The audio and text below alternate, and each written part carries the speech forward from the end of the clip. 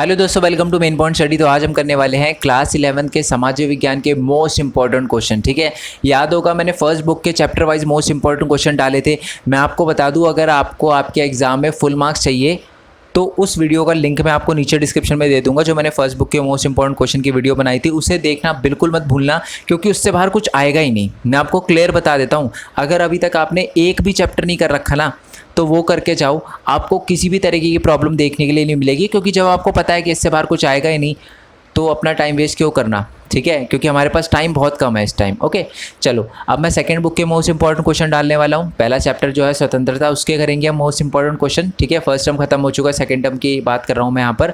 Okay, और मैं आपको ये भी बता दूँ कि बाकी चैप्टर भी मैं जल्दी अपलोड कर दूँगा। अभी बिना टाइम वेस्ट करें हम स्वतंत्रता वाले चैप्टर पे आ जाते हैं, उसके मोस्ट इंपॉर्टेंट क्वेश्चन करना शुरू कर देते हैं। तो पहला क्वेश्चन है कि स्वतंत्रता क्या है। पहले तो सिंपल लैंग्वेज में बताऊंगा, फिर जो डेफिनेशन लिखी हुई है वो रीड करूंगा।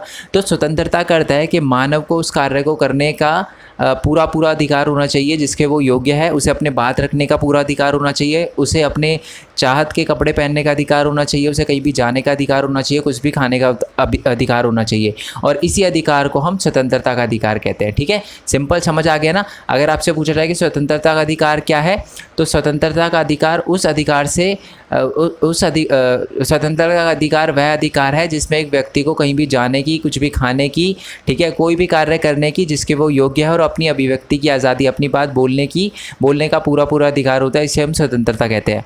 अगर आपसे पूछा जाए स्वतंत्रता संविधान में कहाँ लिखा हुआ है स्वतंत्रता के बारे में, तो आप बोलोगे अनुच्छेद 19 से लेकर 22 तक स्वतंत्रता के बारे में लिखा हुआ है। ओके, मैं आपको बता दूँ, जो हमारे वार्कर है ना, वार्कर के अनुसार क्या था, उसने ये बोला था कि व्यक्ति की स्वतंत्रता जो होती है वो अन्य व्यक्ति की स्वतंत्रता से जुड़ी हुई होती है। मैं इसका मतलब समझाता हूँ आपको।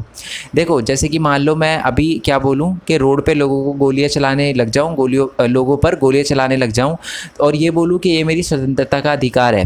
ठीक है, बट उससे आप देखो कि दूसरे की स्वतंत्रता की भी तो हानि हो रही है ना, हो नहीं रही। मैं उनकी स्वतंत्रता पर तो अंकुश लगा रहा हूँ। जैसे ही हमने ये पढ़ा था ना, स्वतंत्रता का मतलब होता है कहीं भी जा सकते हो, बट अगर मैं गोलियाँ चलाऊंगा तो वो तो घर से बाहर भी नहीं निकल पाएंगे। तो इसका मतलब जो है कि मैं क्या कर रहा हूँ, उनकी स्वतंत्रता को अंकुश लगा रहा हूँ, उनकी स्वतंत्रता को ख़त्म करने की कोशिश कर रहा हूँ।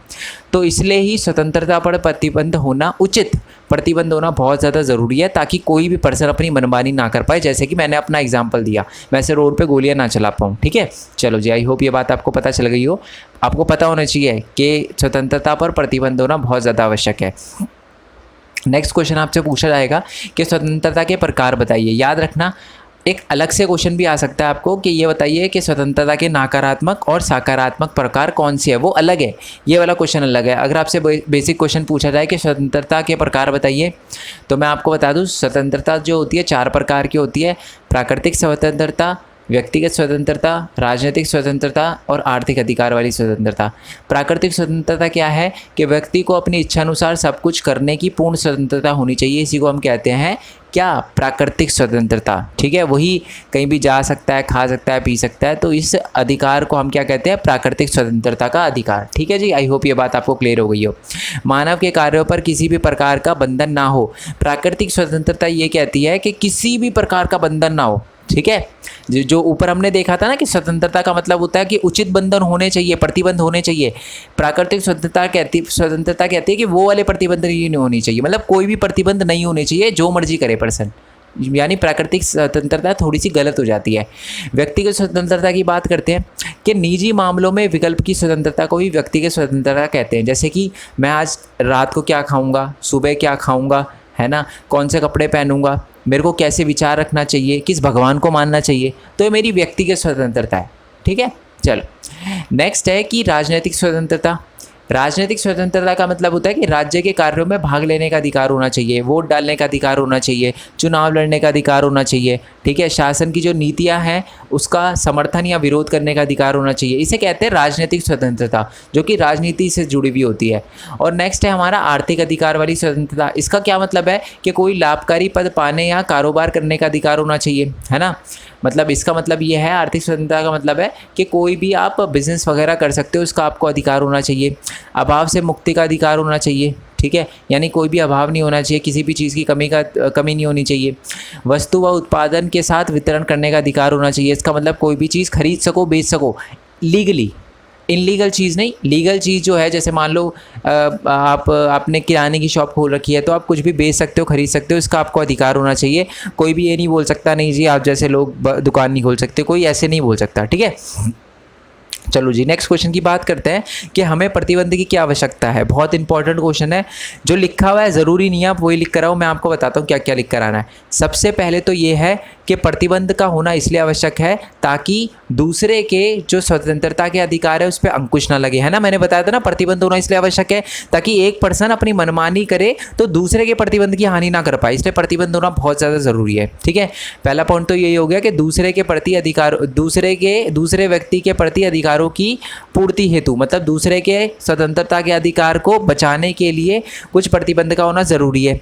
नेक्स्ट पॉइंट है कि समाज में अलग अलग लोगों के बीच में टकराव ना हो, समाज में शांति बनी रहे, है ना।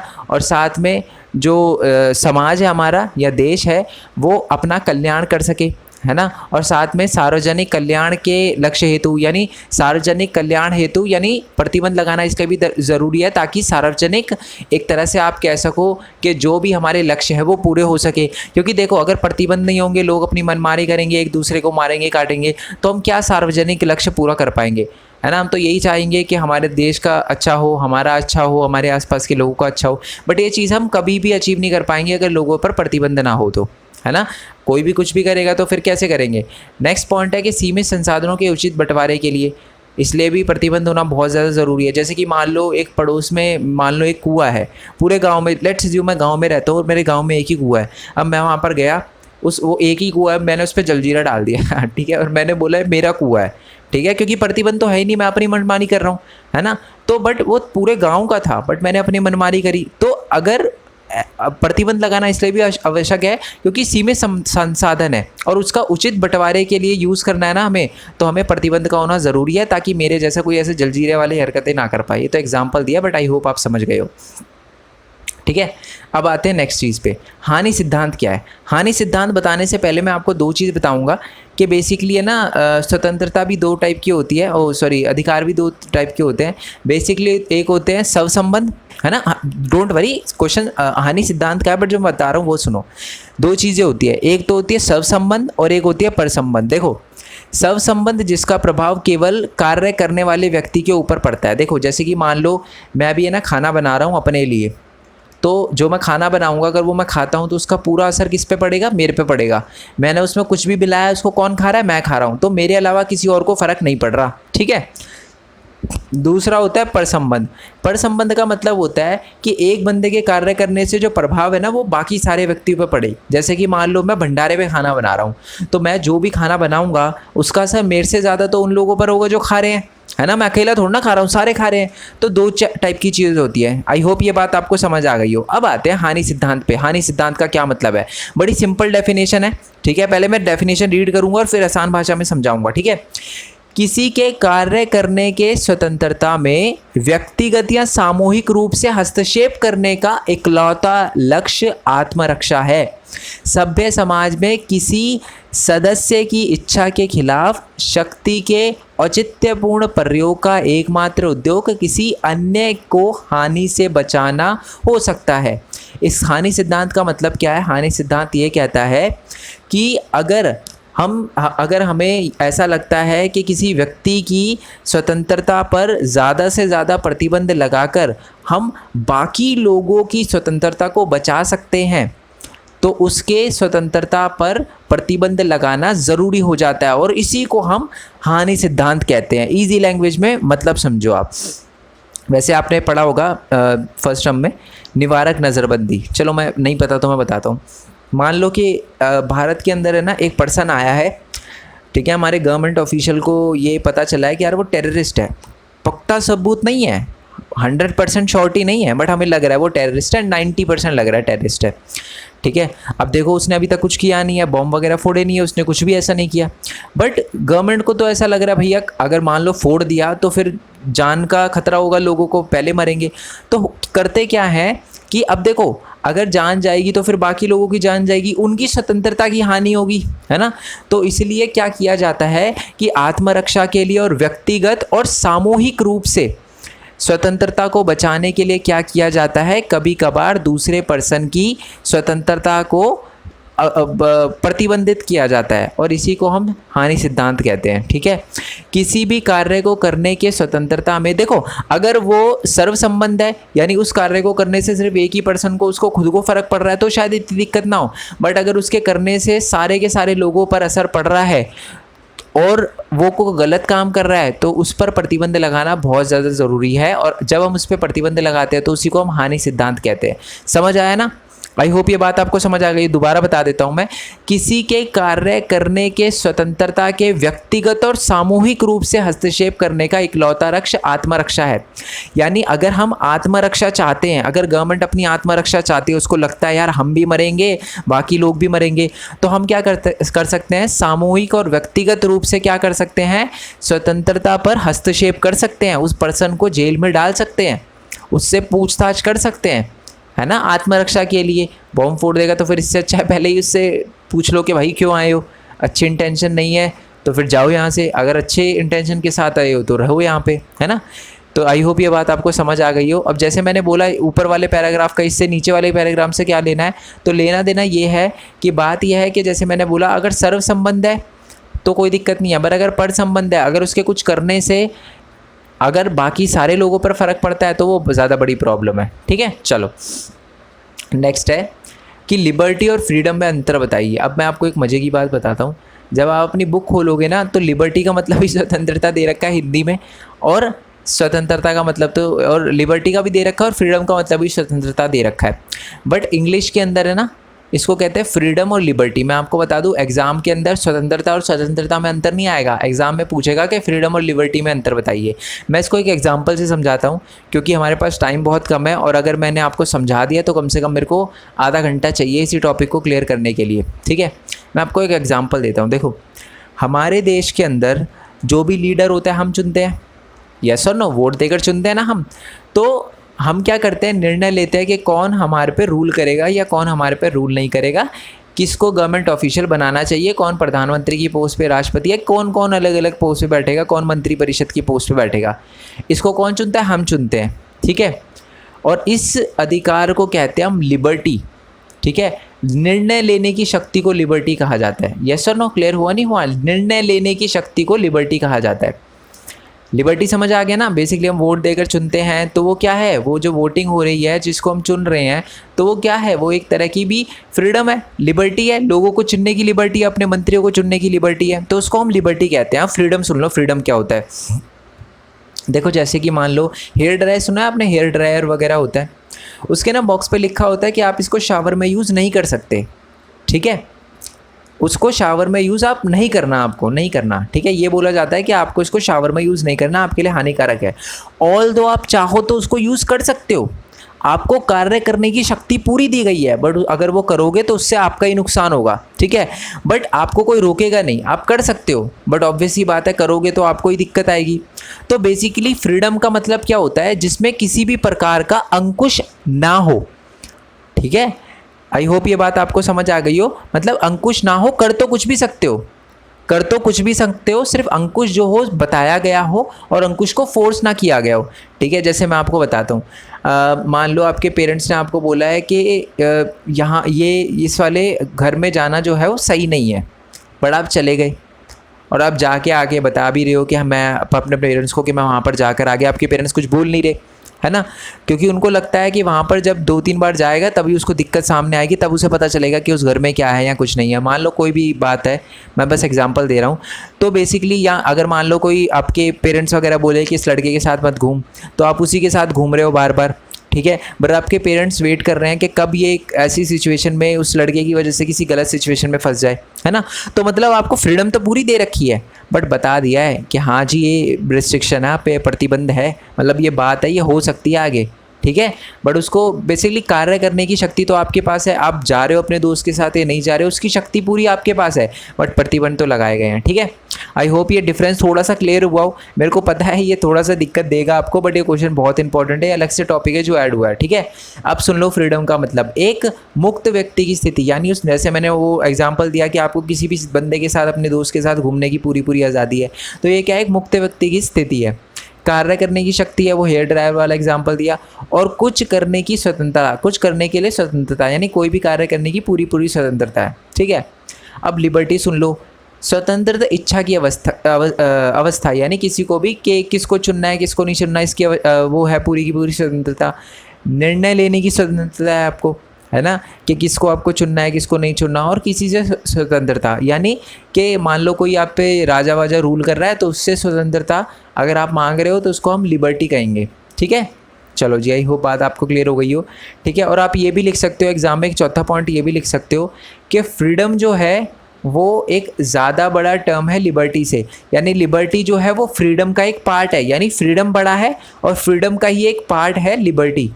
ठीक है, ये आपको लिखना है। चलो अब आ जाती है जी नेक्स्ट क्वेश्चन पे। नेक्स्ट क्वेश्चन है कि नकारात्मक और सकारात्मक स्वतंत्रता में अंतर बताइए। ठीक है, अब मैं आपको पहले तो नकारात्मक और सकारात्मक स्वतंत्रता बता देता हूँ। डोंट वरी, ये ज़्यादा बड़ी वीडियो नहीं है, बस ख़त्म होने वाला है ये। नकारात्मक स्वतंत्रता क्या होती है, बहुत ध्यान से सुनना, बड़ा सिंपल है। देखो, नकारात्मक स्वतंत्रता वो स्वतंत्रता होती है जिसमें किसी भी प्रकार का बंधन या किसी भी प्रकार का प्रतिबंध नहीं होता। यह ना बहुत पहले होता था, ये 18वीं और 19वीं शताब्दी में ऐसा होता था कि कोई भी अंकुश नहीं है, कोई भी बंदूक रख सकता है, कोई भी किसी को भी मार सकता है, जो मर्जी कोई भी कुछ भी कर सकता है। तो यह है नकारात्मक स्वतंत्रता। इससे ऑब्वियस सी बात है दिक्कतें होती हैं, है ना। हर बंदा अगर अपनी स्वतंत्रता की अपनी डेफिनेशन निकालेगा तो ऐसे तो बहुत दिक्कत होगी।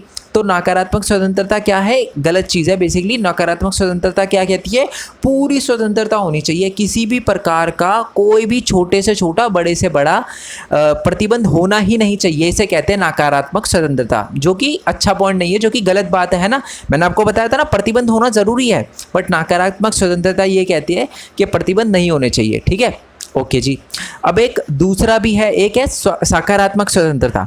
सकारात्मक स्वतंत्रता क्या कहती है, सकारात्मक स्वतंत्रता ये कहती है कि जो उचित प्रतिबंध है ना, उनका लगा होना बहुत ज़्यादा ज़रूरी है। जैसे मैंने आपको एग्जांपल दिया था कि मैं रोड पे जाकर किसी को गोलियां नहीं मार सकता, ठीक है, तो ये इस पर प्रतिबंध है। मैं बेसिकली वेपन रख तो सकता हूँ, ठीक है, वैसे रखने का भी बहुत बार अधिकार नहीं होता। मान लो मैंने वेपन रखा, बट उस वेपन को यूज़ नहीं कर सकता दूसरे को मारने के लिए। आत्मरक्षा के लिए कर सकता हूँ, बट दूसरे को मारने के लिए यूज़ नहीं कर सकता।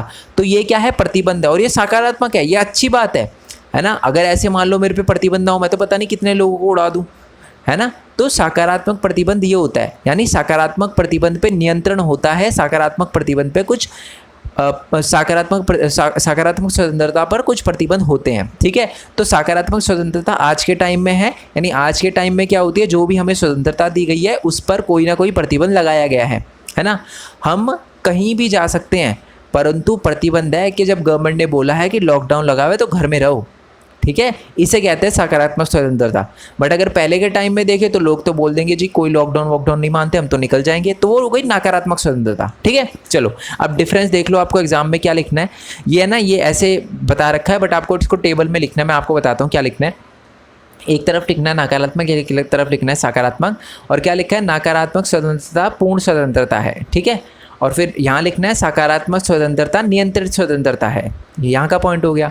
नकारात्मक स्वतंत्रता में सभी प्रकार के बंधनों का अभाव होता है, यानी किसी भी प्रकार का बंधन नहीं होता, जबकि सकारात्मक स्वतंत्रता में अनुचित बंधनों का अभाव तथा उचित बंधनों का अस्तित्व होता है। यानी अनुचित, कोई खराब बंधन नहीं होते, प्रतिबंध नहीं होते, कुछ अच्छे कुछ सही प्रतिबंध होते हैं। ठीक है, ओके जी।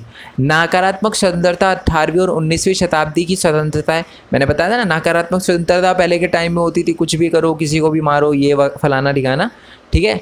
जबकि सकारात्मक स्वतंत्रता वर्तमान शताब्दी की स्वतंत्रता है, बट मतलब आज के टाइम में सकारात्मक स्वतंत्रता है। ओके, नेक्स्ट पॉइंट है, नकारात्मक स्वतंत्रता में एक व्यक्ति कुछ कह सकता है परंतु कुछ कह सकता है, कुछ कर सकता है, परंतु सकारात्मक स्वतंत्रता में व्यक्ति सीमा में रहकर ही कुछ कर सकता है, कुछ बोल सकता है। नकारात्मक स्वतंत्रता में मैंने बताया ना, पर्सन कुछ भी कर सकता है, लिटरली कुछ भी कर सकता है, परंतु सकारात्मक स्वतंत्रता में क्या होती है, व्यक्ति की एक सीमा होती है, उस सीमा के अंदर ही रहकर वो कार्य कर सकता है। ठीक है, चलो एक पॉइंट और है कि जो नकारात्मक स्वतंत्रता है उसके जो समर्थक है उनका नाम है जॉन स्टुअर्ट मिल, ठीक है, और हमारे F.A. हायक। ओके, और सकारात्मक स्वतंत्रता के हमारे जो समर्थक है वो है जी T.H. ग्रीन, और साथ में हमारे प्रोफेसर बर्लिन। ओके चलो नेक्स्ट क्वेश्चन की बात करते हैं, और ये लास्ट मोस्ट इंपॉर्टेंट क्वेश्चन है, उसके बाद तो ये छोटे छोटे हैं, बट ये क्वेश्चन सुन लो क्या है कि अभिव्यक्ति की स्वतंत्रता का अर्थ क्या है। अभिव्यक्ति की स्वतंत्रता का मतलब होता है कि एक व्यक्ति को अपने विचार को प्रकट करने का पूरा पूरा अधिकार होना चाहिए, चाहे वो व्यक्ति कहकर करे अपने विचारों का अभिव्यक्ति, लिखकर करे या किसी भी माध्यम से प्रकट करे, उसको इसका पूरा पूरा अधिकार होना चाहिए। ठीक है, हमारे संविधान के अनुच्छेद 19 में भी लिखा गया है कि भारत के नागरिकों को क्या है, अभिव्यक्ति की आज़ादी है, वो क्या कर सकते हैं, बट इस पे भी प्रतिबंध लगाए गए हैं। ठीक है, वो अपने अधिकारों को प्रकट तो कर सकते हैं परंतु उसका गलत उपयोग नहीं कर सकते। जैसे कि मैं बोल दूं कि जी मेरे को तो वो दे रखा है, अभिव्यक्ति की आज़ादी है, मैं किसी को भी कुछ भी बोल सकता हूँ और मैं जाकर गवर्नमेंट को गाली दे रहा हूँ और बहुत गंदी गंदी गाली दे रहा हूँ, तो ये तो गलत बात है ना। तो इसका मतलब ये है कि बट ऐसा हम नहीं कर सकते, इस पर भी कुछ प्रतिबंध है, आपको दायरे में रहकर कुछ ना कुछ बोलना पड़ेगा, आप कुछ भी ऐसे नहीं बोल सकते किसी को भी। ठीक है, अगर आपको गवर्नमेंट की कोई पॉलिसी पसंद नहीं आई तो उनको क्रिटिसाइज़ करो अच्छे वे में, ना कि गालियाँ बककर। ठीक है, तो यानी हमारी अभिव्यक्ति की स्वतंत्रता पर भी कुछ प्रतिबंध है। ठीक है, ये क्वेश्चन बहुत इंपॉर्टेंट है। लैंग्वेज चेंज हो जाएगी, एक ये वाला मैं आपको पहले बता दूं, एक ये वाला, एक जो हमारे नकारात्मक और सकारात्मक स्वतंत्रता है, और हानि सिद्धांत। लिख कर ले लो, इनमें से एक क्वेश्चन आपके एग्जाम के अंदर पक्का टपकेगा 101%। ठीक है, और मतलब ये वाली पीडीएफ तो बिल्कुल नहीं छोड़नी है आपको। ठीक है, अब क्वेश्चन देख लेते हैं कि अभिव्यक्ति की स्वतंत्रता क्या है और आपकी राय में स्वतंत्रता पर समुचित प्रतिबंध क्यों होंगे। ठीक है, बेसिकली क्वेश्चन ने आपसे ये पूछा गया है कि स्वतंत्रता, और याद है ना हमने ऊपर देखा था कि स्वतंत्रता पर प्रतिबंध क्यों होना चाहिए, वही बात लिख देना। ठीक है, कि अगर अभिव्यक्ति की स्वतंत्रता पर प्रतिबंध ना लगाया जाए तो कहीं ना कहीं इससे समाज में समन्वय नहीं बना रहेगा, कहीं ना कहीं इससे दंगे वगैरह भड़केंगे। ठीक है, लोग उग्र बनेंगे और साथ ही में हम कल्याणकारी कार्यक्रम नहीं चला पाएंगे।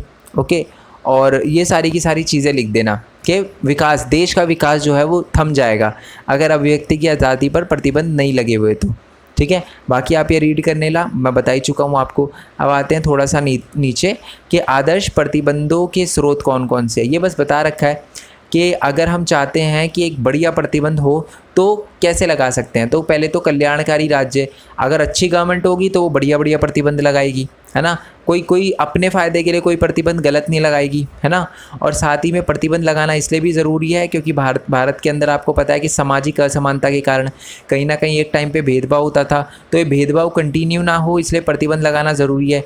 जैसे कि कोई ये बोल दे कि भेदभाव करना तो मेरी स्वतंत्रता है, बट ऐसा ना हो इसलिए सामाजिक तौर पर मतलब इसलिए प्रतिबंध लगाना आवश्यक है।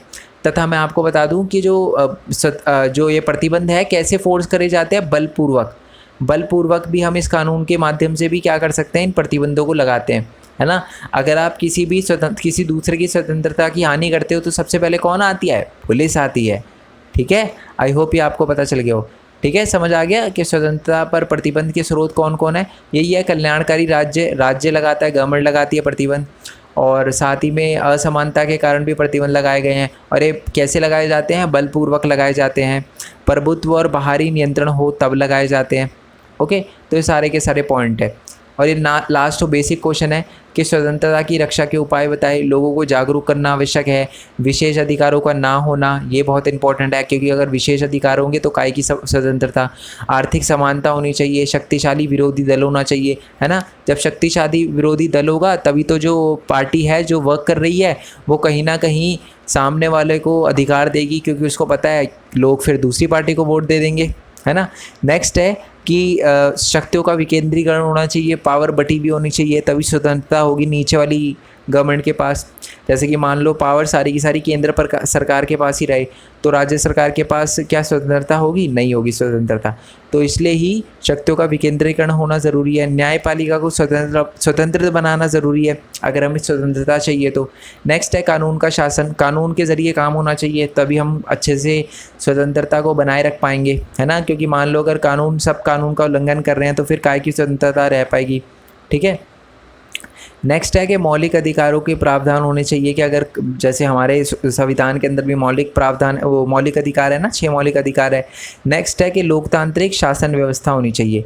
ये सारी की सारी चीज़ें होनी चाहिए तभी स्वतंत्रता की रक्षा हो सकती है। ठीक है, चलो जी, आई होप ये बात आपको पता चल गई हो। बाकी मैं आपको बता दूँ कि जो वीडियो है मैं आपको दिखा देता हूँ। पहले तो मैं वो वीडियो दिखा देता हूँ जिससे आपको पता चल जाए। ये देखो, ये न्यायपालिका की मैं वीडियो अपलोड कर चुका हूँ। बाकी जो वीडियो है वो आपको नीचे की तरफ मिल जाएगी। ये देखो, ये कार्यपालिका की हो गई और यहीं कहीं ये एग्जीक्यूटिव दे रखा है। यहाँ पर देखो, ये लेजिस्लेचर है, हिंदी में आपको नीचे मिल जाएगा। ये रही विधायिका। इन सारे के चैप्टर के मोस्ट इंपॉर्टेंट क्वेश्चन दे रखे हैं। ये वाली जो मैं वीडियो बना रहा हूँ ये भी अभी अपलोड हो जाएगी। और बाकी हमारे अलग अलग चैनल को सब्सक्राइब कर लेना, ठीक है। मैं आपको बता दूं, इसमें सबसे इम्पोर्टेंट जो चैनल है वो तो ऑब्वियस ही बात है, मेन पॉइंट स्टडी है, जिस पर आप ये वीडियो देख रहे हो। आई होप आपने अभी तक सब्सक्राइब कर दिया होगा। नहीं करा तो कर देना, क्योंकि मेरे को पूरा भरोसा है, वैसे तो मेरे को पूरा पता है कि बहुत सारे बच्चों ने 10th में सपोर्ट किया, अब वो 11th में आ गया तो वो ज़्यादा सपोर्ट करेंगे। मेरे को पूरा विश्वास है 11th वाले बच्चे और भी ज़्यादा सपोर्ट करेंगे। और बाकी मेन पॉइंट टेक का चैनल है, सबसे इंपॉर्टेंट चैनल। इस पे मैं ये बताता हूँ कि एक स्टूडेंट अर्न कैसे कर सकता है, तो इस चैनल को सब्सक्राइब करना मत भूलना। साथ में हमारा मेन पॉइंट गेमिंग का चैनल है, ओके। और ये मेरा ब्लॉगिंग चैनल है, मैं इस पर डेली लाइव आता हूँ। आज भी लाइव आया था और आज मेरा बर्थडे है, तो ठीक है। मतलब वीडियो तो मैं कल अपलोड करूँगा, कई वीडियो में ही आप हैप्पी बर्थडे बोलने लग जाओ, ठीक है। 16 अप्रैल है मेरा बर्थडे, ठीक है। तो अब 17 हो गई, क्योंकि रात के 2 बज रहे हैं, ऑलमोस्ट सुबह के ही 2 बज रहे हैं, ठीक है। तो आई होप ये सारे के सारे क्वेश्चन आपको क्लियर हो गए हो। बाकी इसकी PDF हमारे टेलीग्राम चैनल पे मिल जाएगी। टेलीग्राम पे जाकर लिखना main point study 11th bracket में आर्ट्स लिखना मत भूलना, क्योंकि कॉमर्स के भी हैं, ओके। और क्लास 10th का भी अलग से ग्रुप बना हुआ है, बट आपको क्लास 11th के आर्ट्स का ज्वाइन करना है। उस पर वो सारी की सारी PDF जो भी मैंने अपलोड करी है वो आपको मिल जाएगी, ठीक है। बाकी आई होप आपको क्लियर हो गए सारे के सारे क्वेश्चन। अगर कोई दिक्कत आई है तो नीचे कमेंट बॉक्स में बता देना। बाकी मिलते हैं नेक्स्ट वीडियो में, तब तक के लिए थैंक यू सो मच। जय हिंद, जय भारत, वंदे मातरम। Thanks for your support, bye bye.